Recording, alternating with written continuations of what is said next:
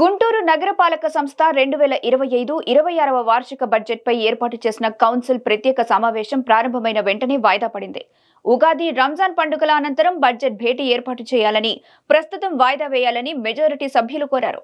దీంతో నగర incharge mayor Sheikh Sajila నగర కమిషనర్తో చర్చించి ఈ సమావేశాన్ని వాయిదా వేస్తున్నామని, తదుపరి సమావేశ తేదీని త్వరలో తెలుపుతామని అన్నారు. సమావేశం వాయిదా వేయడంతో కార్పొరేటర్లు హర్షం వ్యక్తం చేశారు. ఒక క్లారిటీ ఇచ్చారు. రాష్ట్రంలో ఉన్న అన్ని మున్సిపాలిటీల్లో పార్కుల్ని చక్కగా గ్రీన్ అండ్ బ్లూ చేయాలి. దాని ప్రకారం గ్రీన్ కార్పొరేషన్ ఒక కార్పొరేషన్ పెట్టడం జరిగింది. దాని మీద అనేక మున్సిపాలిటీస్లో పార్కులు డెవలప్ చేసాం. నెల్లూరులో కూడా యాక్చువల్గా నెల్లూరులో ఉన్న పార్కులు మెజారిటీ కంప్లీట్ చేశాను.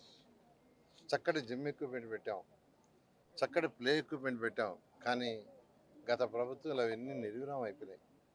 మెయింటెనెన్స్ లేదు, స్ట్రక్ అయిపోయినాయి, వైర్లు చుట్టేశారు.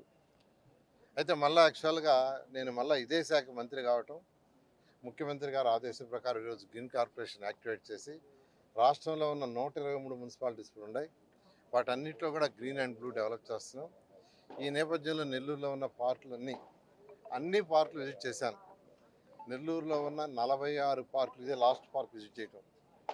ఇది ఇంకొకటి ఉందా, 45 పార్క్. ఇది 46 పార్కుల్లో 45 పార్కులు విజిట్ చేశాను. నాకు దాదాపు 6 పూటలు పట్టింది, 24 గంటలు టైం పట్టింది. మొత్తం 6 పూట్ల ఒక్కొక్క పూట 4 గంటల లెక్కన ప్రతి పార్కు విజిట్ చేసి 24 గంటల్లో నెల్లూరులో ఉన్న 45 పార్కులు పూర్తి చేశాను. వాటన్నిటికి ఇన్స్ట్రక్షన్ ఇచ్చాను. స్కూల్స్ రీఓపెనింగ్ జూన్ 12 కల్లా నెల్లూరులో ఉన్న స్కూల్స్లో పిల్లలకి ప్లే ఎక్విప్మెంటు, జిమ్ ఎక్విప్మెంటు గౌరవనీయులైన ఎడ్యుకేషన్ మంత్రి గారు నారా లోకేష్తో కూడా మాట్లాడాను. వారు చాలా క్లియర్గా చెప్పారు, స్కూల్స్ అన్నింటినీ మోడల్ స్కూల్స్గా చేయండి, ఒక ఆదర్శం కావాలని. ఆ ఉద్దేశంతో ఈరోజు చేస్తూ నెల్లూరులో ఉన్న విఆర్ హై స్కూల్, నేను చదివింది అక్కడ విఆర్ హై స్కూల్లోనే 6వ తరగతి 10వ తరగతి దాకా చదివాను. విఆర్ కళాశాలలోనే ఇంటర్మీడియట్ నుంచి డిగ్రీ దాకా చదివాను. యూనివర్సిటీ ఫస్ట్ అక్కడే తెచ్చుకున్నా. ఆ యొక్క కళాశాలలో స్కూలు నిర్విరామం అయింటే 2014-19లో చక్కగా ఒక 11th and 12th intermediate start చేశా. ఫౌండేషన్ నారాయణ స్టాఫ్ని ఇచ్చా. బ్రహ్మాండంగా పిల్లలకి ర్యాంకులు వచ్చిన ఐఐటి ఎన్ఐటీలో చేరారు. అది కూడా హాస్టల్ క్లోజ్ చేశారు, మళ్ళీ డే స్కాలర్ పెట్టారు, రామకే వాస్తు. మళ్ళీ అదే స్కూల్లో ఏ స్కూల్ అయితే నేను చదివానో దాన్ని మూసేశారు. దాన్ని ఒక మోడల్ స్కూల్గా రాష్ట్రంలో చేయాలనే ఉద్దేశంతో గౌరవనీయులైన ఎడ్యుకేషన్ మినిస్టర్ గారిని నేను మాట్లాడటం జరిగింది. వారు వెంటనే యాక్చువల్గా దాన్ని టేకప్ చేసి చేయమన్నారు. ఆ ఉద్దేశంతో వర్క్ జరుగుతుంది. మొన్న ఒక మోడల్ రూమ్ తయారు చేశారు, చాలా ఎక్సలెంట్గా తయారు చేశారు.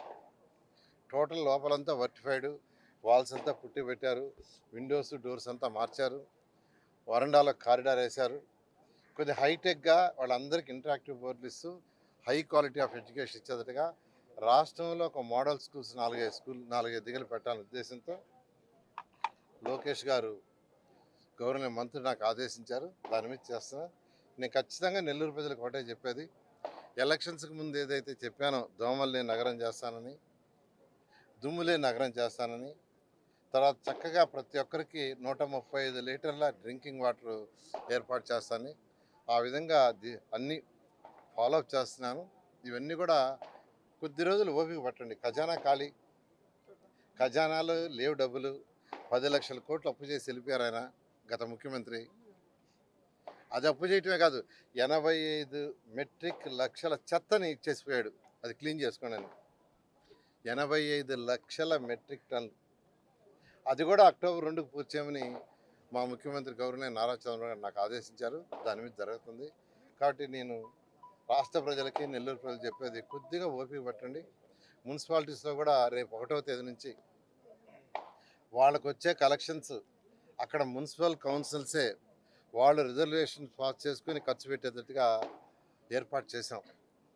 గత ప్రభుత్వంలో సిఎఫ్ఎంఎస్కి వెళ్ళేది, అక్కడికి బిల్లు పెడితే రావచ్చు, రాకపోవచ్చు.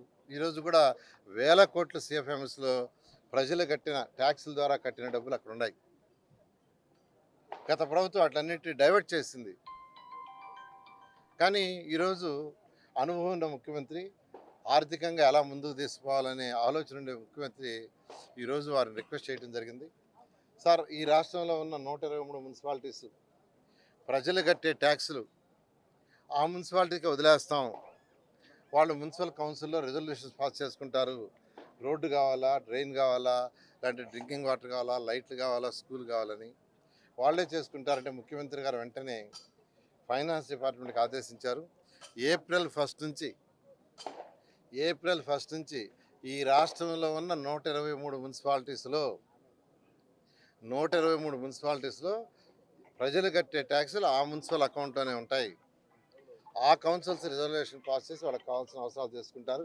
ఇలాంటి ఒక మేజర్ డెసిషన్ని ముఖ్యమంత్రి గారు ఈ రాష్ట్ర ప్రజలకు ఇచ్చినందుకు ప్రజలందరి తరఫున ముఖ్యమంత్రి గారికి ప్రత్యేకంగా ధన్యవాదాలు తెలియజేస్తాను.